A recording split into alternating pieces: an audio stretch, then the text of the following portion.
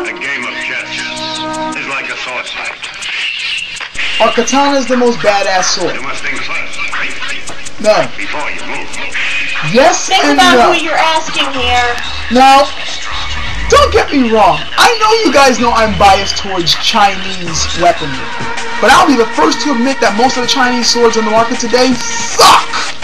They don't compare to a well-made katana. Well, most of them. There are some well-made swords, and I'm getting one soon that do compare. But that's neither here or there right now. I will say our swords, katanas are the best sword around. Yes and no. Here's what I mean. Here comes another long answer. Katanas were made for one thing. It was made to do one thing well. Cut. Now you might be thinking to yourself, well damn it, that's what all swords are supposed to do. They're supposed to cut. Here. I don't have a katana, unfortunately. And unfortunately, my friend who had moved out took his katana with him.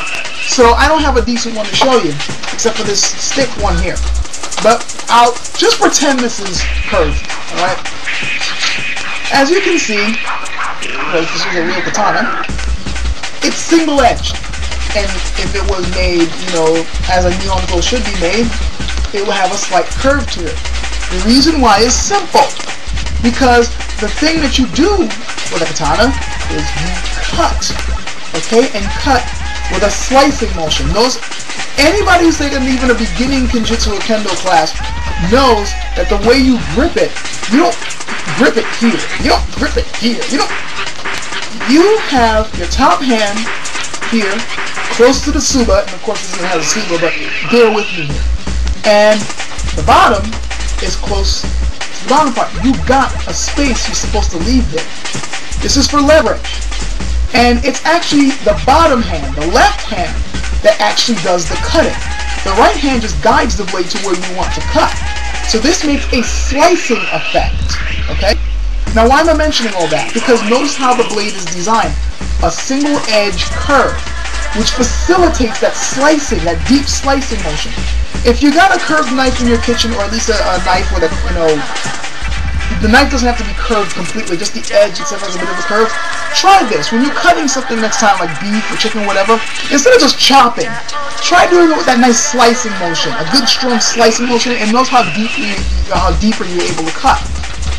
It's easier just to cut deeper into them with that sort of slicing motion, and the curve gives more surface area for the edge to contact with whatever you're cutting, so that's more of the blade doing the work, okay? This is what katana were made for. They were made to cut and cut well. This is the focus of their technique. Notice, just pay attention to somebody who truly knows how to use a katana blade and knows that everything, the cut, the chop, even this, that quick little head strike still has a little bit of that chopping, slicing, slashing kind of motion to it. You're cutting into them. You don't notice, however, there are very few thrusting motions with a katana blade. Yeah, you can do it, but it isn't advised. It's not really the main thing you're supposed to do. It's like a secondary thing you can do with a katana blade. You're mostly supposed to cut. You don't thrust. You don't really riposte much. You gotta be careful how you block with a katana blade too.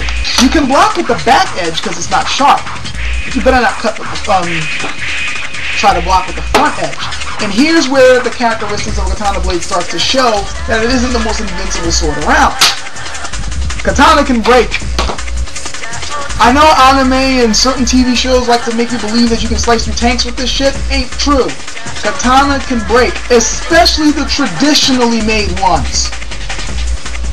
Nowadays, we got modern things that many people look down upon, but believe it or not, some of the modern katana being made, in some ways, are better than the ones that were made in the past. Here's what I mean. The differentially hardened blades that katanas are made with, the whole clay treatment thing, you know, to make the edge so ridiculously hard so it can, you know, hold an edge really well and slice really well, and then a soft body in the back to keep it from breaking, there's still a weakness to this. Remember what they said, if you got a soft blade, well, you can't hold an edge. You got a blade that's too hard, it will shatter. So they had to combine the two to make a sort of good, you know, to be able to hold the balance to two extremes. the thing that blows my mind though is that they try to make it look like the Japanese were the only people who thought of this. Everybody who's ever made a sword in any part of the world has found out this dilemma and figured out a solution. Okay? Katana is no different. It's just that since katanas are made to do one thing very well, they're the best at it. That is to cut. However, they still have the same weaknesses. A good strong blow against the edge of a katana blade can shatter it. This is one of the reasons why, by the way, it is frowned upon by people who know how to use katana blades, like actually have been trained. They usually kind of frown upon a beginner trying to do things like tamashigiri, you know, cutting the beach mats and stuff like that. Because if you make a bad cut with a good sword, you might fuck up your sword. A bad cut could bend your blade or nick the edge. This is also why I say many modern day representations of katana tend to be better than the older ones, because nowadays they kind of make katana with those things in mind. That a beginner who doesn't know what the hell they're doing might damage their sword, so now they're making swords a bit more resilient. Like Chenis, for instance, tends to make their swords out of a silicon-based, silicon spring steel, which can take a lot more abuse than many older katana I've seen. I've seen these things take a lot of really bad cuts and still stay straight. Meanwhile, another traditionally made katana with a bad cut on a tatami mat, you'll see that bend. There goes your blade. Now you gotta straighten it out and hope you got it straight. You might have cracked it. It's bad. And katana can shatter on a bad hit. If it hits a hard enough object, it will shatter if it goes edge to edge. So, there. That's my really long answer on why. I mean, in one sense, if you go talking about are katanas the best cutting swords around, yeah. Are they the best sword, period? No. It depends on what you want to do with it. If all you want to do is cut with it, and you want to cut with a good two-handed stroke, get a katana and learn how to use one. You want to be able to cut really well with a good one-handed stroke?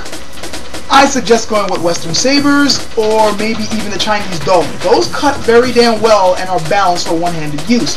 Yes, katanas can be balanced for two-handed use, but they were primarily made to be wielded in two hands. You want to do it with one hand, get yourself a sword that was designed for one hand.